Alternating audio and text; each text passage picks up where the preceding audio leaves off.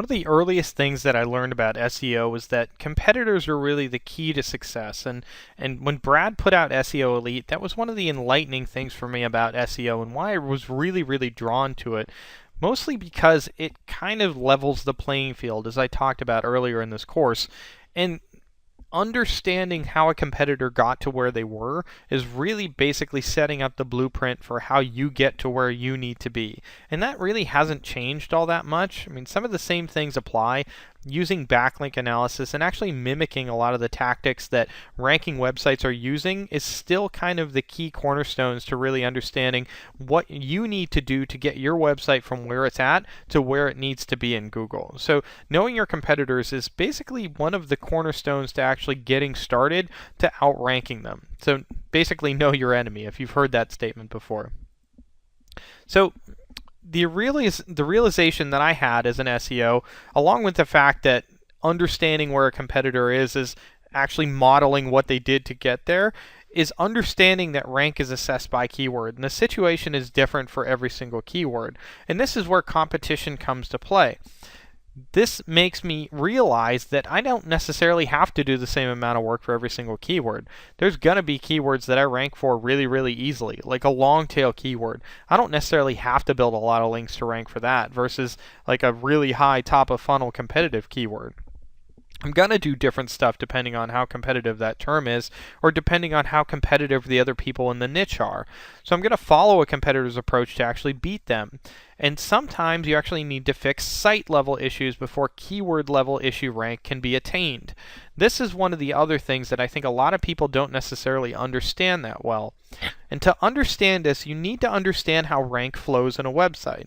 So overall, the ability for a site to rank is a combination of both its page level value and its site level value. And I'll talk about some of these in the tools that we show in the competitive analysis portion of this that really help you understand both how powerful a site is and how powerful that page is within the site. Because a lot of times what you'll see is that a page will outrank based off of the value of the site, like Wikipedia, like Amazon, and you can't compete at a page level necessarily without increasing some of your site level rank.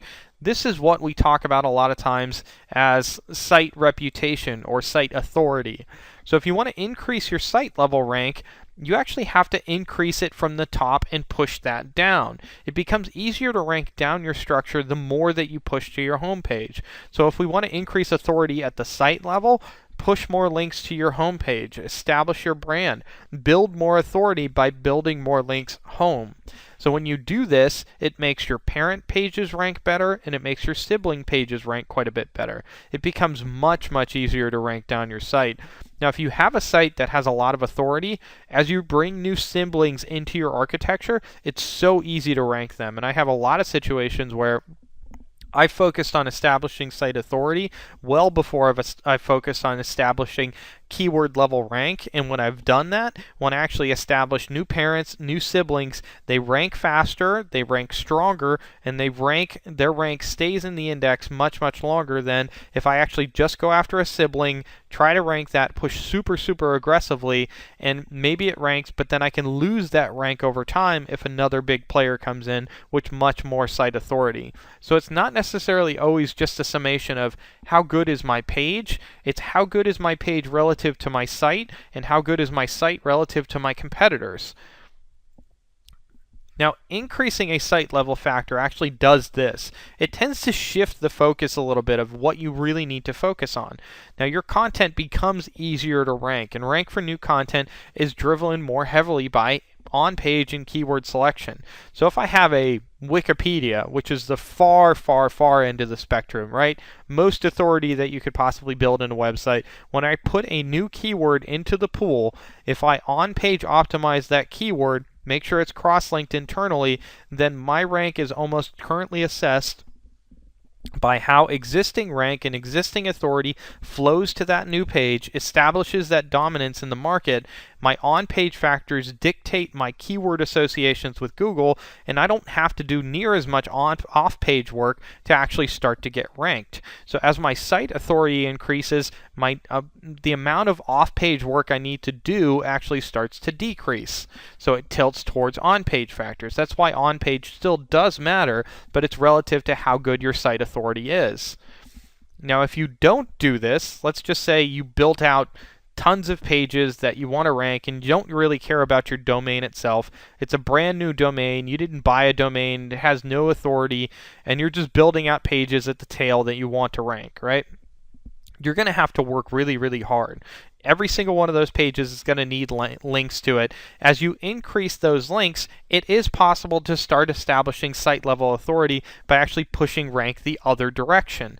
But it's a lot more work to do so. So if you basically eliminate the factor of site authority, saying, this is the new domain, I don't really care about this domain, I just want to rank these pages, then you're going to be doing twice as much work to make sure that despite the fact that your domain is super weak, that your pages associated with that domain are still going to be aggressively built links to.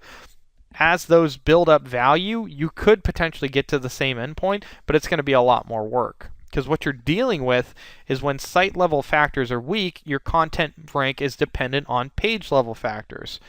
Off-page actually drives rank at this point. New content has to have strong links to compete. So your content assessed in Google when it's new is basically, how's the off-page factors? How do they compete with everybody else in the pool? Since site level factors don't necessarily drive this decision, I have to look at off-page level factors for this particular page, and if that's good, then I'll put you in the pool to rank up against everybody else. But the point is that site authority is such a major player in this game today, and having a good, strong site and link building both to your parent page as well as those sibling pages, as well as to your home page, is really the approach to do things today. So it's not necessarily just enough to say, I'm going to build this one thing and then I'm going to be done. You have to build something, establish authority, and then move that rank across your site as you see fit. This is what really made my life a lot easier. So as I started to think about how I was SEOing websites, how I was building architecture, and then as I was going through those sites to build links, I thought about my structure and I thought about, where do I want rank to flow, where do I need to rank, and where do I need to establish the most authority, and then as I establish that authority, where is that rank going to flow down into my architecture, and how is that going to impact my link building for a tier 4 page versus a tier 1 page. So this is what really does tend to help, because you can be working in tandem to build site authority and page level authority at the same time, and once those two things meet, the actual combination of that effect is actually going to really amplify your signal and give you a much, much better position to rank. So when you're doing link building, make sure you don't forget about your home page. Don't forget about domain level authority, because in most cases, that's actually the reason why you're being outranked, and not necessarily because your page isn't any better than some other page. It's because the site authority is better than yours. So this is where competition comes into play. A strong site, a site with strong authority, can rank really, really easily. So if you have to compete with a strong site, you have to build to your home page as well as your page of interest. So if you're looking at competitive analysis and you're beating somebody on a site level factor but not a page level factor, you should be drooling, right? Because you're in a position where you know they're really, really attainable, right? So if your site is more authoritative than their site, but your page isn't, it shouldn't take very much work to bring your page up above theirs. All you really need to do is have more links, more domains, more unique IPs, and a combination of these things is really just going to push you over that hump. Now, don't over-execute for a keyword that doesn't need it. Mimic what Google shows you need to rank. So if you're in a position where you see you have a very strong site level factor, you can do less page level factors and expect the same result. But if you have very weak page level factors and very weak site level factors, and it's a keyword that you need to compete in, you need to link to your site's homepage, and you need to link to your page to actually even be able to compete. So I'm going to go through a couple of these competitive analysis tools and show you some reasons why you want to use them and the type of stuff that you're going to want to look for. So I'm going to talk about Rank Recon, Domain Tools, SpyFu, SEMrush. I'm going to actually look at Google, and I'm going to use Google Alerts as well to use some of this data to actually make some good decisions. So the first tool I'm going to talk about is probably one of the more robust ones of the group. And what this is going to allow you to do is both assess competition at a site level, but also assess competition at a keyword level. And this is probably the only one that I'm going to give you that actually is going to be able to do this. So you're going to look at both page level competition and site level competition. And that's Rank Recon. It's a really simple software to use. You actually just go here, you put in your target keyword, and you enter your target URL. And to do this, so before we actually go into actually showing you some of these different competitive analysis tools, I'm going to do a search, and I'm going to use this search to go through some competitive analysis tools as we go forward. Now the search I did was laser mouse, right? And we're going to look at these different results to pinpoint a couple targets. I'm going to look at Logitech as we go through, but I'm also going to look at this other website called SteelSeries.com gaming mice, because they make a laser mouse. So I'm going to look at this URL, which is the number 1, 2, 3, 4, 5, 6, 7th result, but I'm also going to look at the number 2 result, and I'm going to do some comparisons with them. So this is the SteelSeries laser mouse website. We're not really going to spend any time on that. But the first thing that we're going to do is we're going to actually look at some site level comparisons. So I'm going to use a website called ahrefs.com to do the first pass here. So I'll look at both this website, and then I'll also look at the SteelSeries website. So I'm going to open these up. I want to copy the URLs, and I want to compare them. So I'm going to compare up to 5.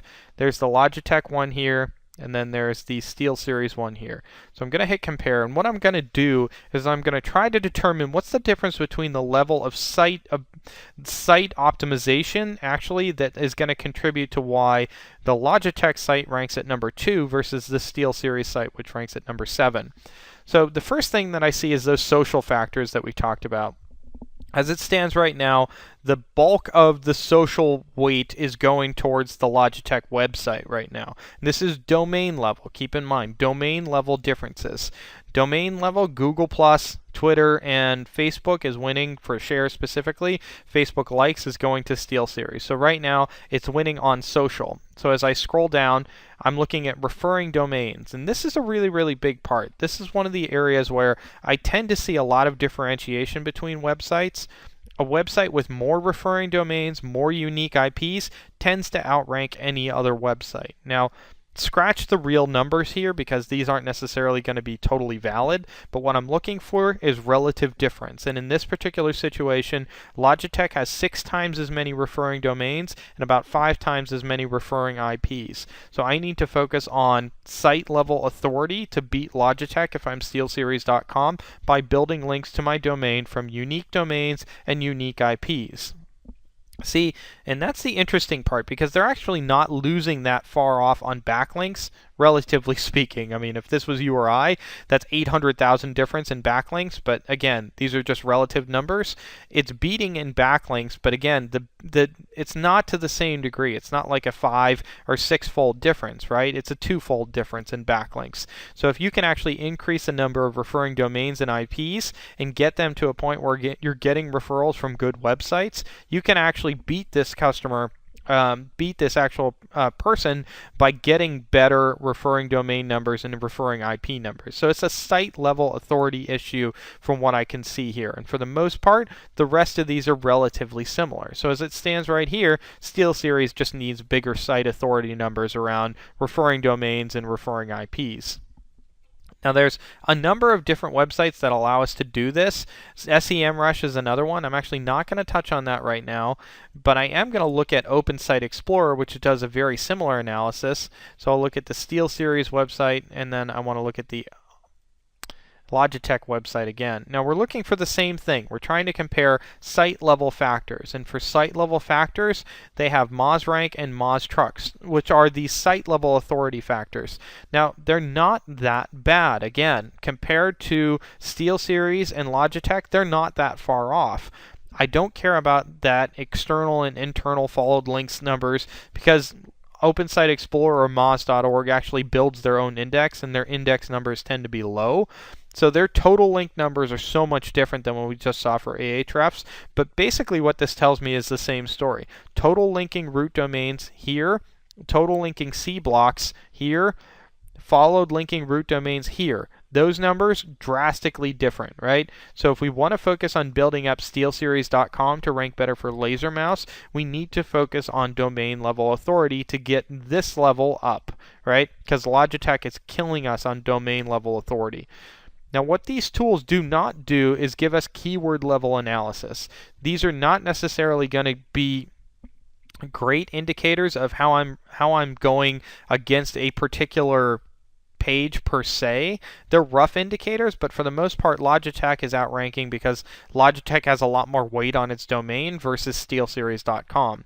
Now, one of the tools that we use all the time is Rank Recon. Rank Recon will give you both that competitive analysis landscape, but it's also going to give you keyword-specific numbers. So I did Laser Mouse here again. Now, if I look at Laser Mouse relative to the target keyword, it's actually not that bad. So we'll look at the site URL metrics, looking at how anchor text use is spread across for SteelSeries.com. You can see they actually don't register any here. The reality is that the numbers here are showing relatively low, but what we do get here is a really, really good landscape of what it looks like for sites that are ranking. So you can see more referring domains for sites that are ranking above them. Again, the numbers, relative difference, not necessarily actual difference. Same thing with total backlinks. Relative, not actual. Same thing with IP addresses, right? So these are basically looking at, relatively speaking, how do I compare to Logitech? So if I want to beat Logitech, that number's got to go up, that number's got to go up, that number's got to go up for me. Same thing with some of these other numbers. But what I also want to look at is the actual site level data for Logitech. So why are the links coming in from Logitech pointing more towards Laser Mouse versus the links pointing to SteelSeries.com? Because they're not necessarily vast different numbers of links. So it's both the quality of the link and the anchor text being used. Now, looking at these site level metrics is really what actually tells you the real story. So when we're looking at target keyword for Laser Mouse for Logitech, we actually start to see some real numbers here. Their target keyword is never used in exact match format. Sometimes it's used in a phrase match type format. Sometimes it's partially used, so it could be with mouse and some other keywords. It's used branded keywords primarily. It's used as a URL and other keywords the majority of the time. So this is basically the exact the portfolio of anchor text usage that I'm looking for. I'm looking for something that's relatively similar to this, because what Google's looking is what's the breakdown of how people are using anchor text for keywords that rank today. So if we're looking at Laser Mouse, I want to be in the range of other sites that are ranking for the word Laser Mouse. So I want to use sites like this as a format for what I should be looking for.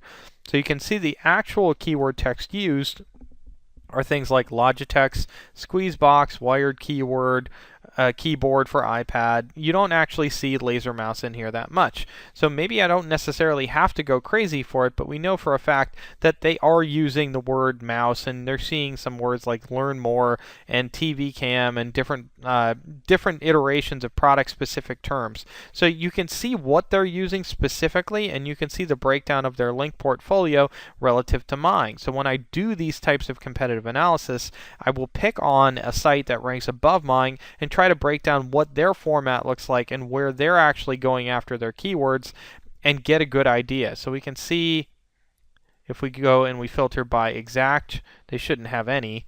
If we do exact plus others, you can see 3.3%. So they say G5 Laser Mouse. Partial plus others. You can see all the different terms that use the actual word mouse. So they're using mouse in anchor text quite a bit, right? And it's varied. It's not specifically saying Laser Mouse. And then you can look at branded and other's always an interesting one for me. I actually like to look at this. I'll tend to just export this into Excel and get a better idea to look at it over time. But I'll also do this for a number of the other terms from a number of the other ranking websites in this portfolio. So I do competitive analysis at a keyword level for keywords that I'm particularly interested in, especially when I'm in a situation where I'm not ranking number one. Now what I won't do is I won't spend a ton of time on a Wikipedia, because I know they're pulling so heavily off site level factors. So when I hit a Wikipedia or an Amazon, I will focus on page level factors, because I do believe that you can beat them on page level factors, because the dispersion in the number of topics, right? You will have topical authority on them at a page level, and that's something that they'll never be able to compete with. but your page level authority needs to be really, really strong. And your site level authority better not necessarily be something that's super weak. So in this particular situation, I feel like I'm competing with Logitech, SteelSeries, Tiger Direct, and maybe even Best Buy or reviews from CNET, right? Those look like they're competitors for me. Wikipedia and Amazon are just ones that I just need to go after, right? The number of backlinks to these pages are so small, they're winning on site level authority. So I know to beat them, I need super strong page level authority because I'm never going to beat site level for Amazon or Wikipedia. Now, some of the other tools that I talked about are things like Google and actually going through and looking at what else shows. So you can go through these. You can actually look at how they're actually using keywords in their titles. You look at how they're using keywords in their descriptions. Take a little bit of time to actually see how they're presenting their data. But then once you get past using like Ahrefs and using Open Site Explorer, you've got a really good idea of what the domain level data is telling you. Then what you need to do is break down specifically what's Logitech doing that I'm not doing. So I'll look at Logitech's page level data in a tool like SpyFu and maybe see what else they're ranking for. And I can do this with Rank Recon as well. I can actually go into Rank Recon and look at what else they're ranking for using the reverse rank checker. So I'll go in, I'll put this in, and the reason for doing this is actually because I want to understand what else should I be optimizing for. So if Logitech's optimizing and ranking for laser mouse, what other terms are out there that I can compete on that they're already winning on? So for this, you can see they're winning on a lot of brand terms, but things like mouse they're winning on, maybe I can compete with that. Things like keyboard, maybe I can compete with that. You want to look for terms that you can actually compete on, and this would be the best example right here from this list. Wireless mouse. So I'm saying I want to optimize for laser mouse. Maybe I want to optimize for optical mouse, but I also maybe want to think about optimizing for wireless mouse. Then I'll go through the same exact practice. Google search, look at how I am versus the other competitors, and I'll actually add this to my keyword list to go back to step 2 that we talked about in the beginning. What do I need to do? What terms do I need to optimize for? How hard do I need to work to do it? And wireless mouse just gets added to that list. SpyFu does a very similar thing. You can see what mouse, wireless mouse, Logitech mouse, and I can actually go through to see what they're already ranking for organically. So these are basically just tools to go through and determine what else can I potentially rank for versus my competitors who have already shown a very strong presence in this space. Now, the last tool that I'll talk about is using tools like domaintools.com to actually try to get a better understanding of how they're actually ranking for what they are ranking for. It's called a reverse name server lookup. Now I'm using the site that we looked at before, steelseries.com, as an example, and basically what I want to do is I want to see if they're actually hosting different domains with this SteelSeries domain on the same server. So I basically just type in steelseries.com and I do a lookup, and it says we don't see anything, but then it goes through the whois and it pulls out the actual name server of that server they're hosting on. So I'll put that in, and then what I see is that they have 1, 2, 3, and actually 96,000 other domains that actually show on this. You can actually buy this report, and it's worth it to buy some of these reports, not necessarily this one, $962, but if you're going after a competitor that's fairly entrenched and you're having trouble determining how they're actually getting at the ranking that they're getting at, it's worthwhile to actually start to break down their footprint to see what's that being hosted on? Is there other stuff being hosted on it? So if people are using things like SEO hosting, it tends to be really, really easy to break down their methodologies. So I can find their tier 1 links, find their tier 2 links, because in most times they're actually generating their own tier 1, tier 2 links, and I can go out and chase them, or actually can go out and do the same exact thing that they're doing. So the last thing that I want to talk about relative to competition analysis is monitoring. And to monitor, I'll use tools like Google Alerts, and then I'll talk about another tool for social monitoring called Hootsuite. Now, to do things like social monitoring or do things like just basically monitoring in Google alone, I'll do things like this. So if I am Logitech as an example and I want to monitor for a competitor like this, SteelSeries.com, then what I'll do is I'll actually go out and I'll find maybe, let's just use their brand name. and I want to look at all of the results that show up from SteelSeries. Send it to me once a day, and send me the best results, and I want to create an alert. And what I'm going to do is I'm going to get an email every single time anything shows up about SteelSeries, and they're going to send it to my inbox so I can actually track the types of things that they're doing on a regular basis. Now, the good thing is that I can do this on a number of different levels. So I can use search queries and I can see if they ever talk about me. So if I'm SteelSeries.com, if they ever post anything on SteelSeries.com that uses the word Logitech, I'll know about it. Or if anybody ever types in SteelSeries like this, I'm going to put it in quotes, I can see how many different times that people talk about this. So you can see here's the different set of results of when SteelSeries gets talked about. I was mentioned on Gaming Illustrated, on Polygon, and these are things where I can go out and I can talk to these 2 different websites or 3 different websites to maybe actually start to gather some links. So this is a relationship type building thing, especially important for brand. When you put a new product out, when you're expecting to get a lot of publicity, this is the kind of thing that you need to make sure that you do, so you're monitoring the noise out there, either positive or negative. So I'll put in search queries and I'll set up these alerts to actually track this message from time to time.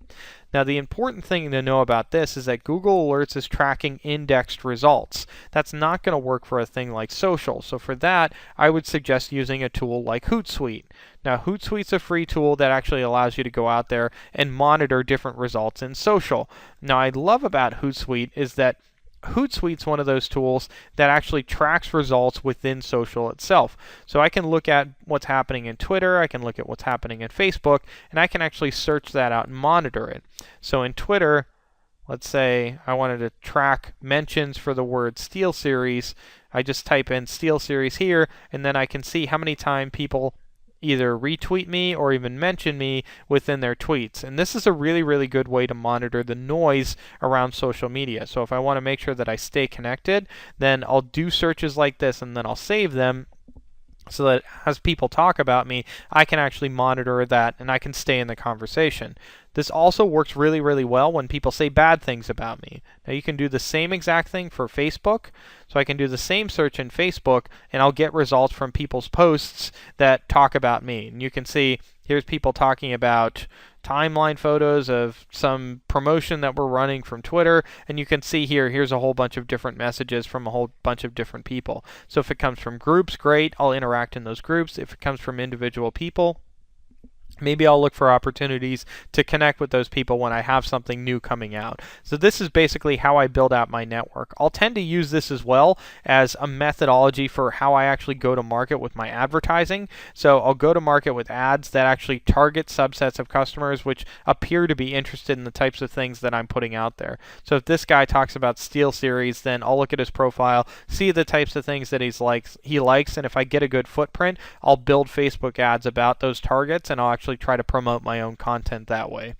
So this is how I monitor social. There's actually other tools out there that are really good for this. BuzzBundle is another one of the tools. It's actually good for monitoring social, but also posting on social, which is one of the other things that Hootsuite does really well. So I'll monitor my competitors here, but also monitor myself to see what people are saying about myself and about my competitors. Now, these are all really, really great tools, most of them free, some of them paid, to actually go about the process of monitoring your competitors in search. If you're not doing this, then you're definitely probably doing more work than you need to do, or not necessarily working on the things that you need to focus on to beat a competitor. So spend some time on competitive analysis so you can really start to gauge how much effort that you need to put into your link building and where you need to put that effort.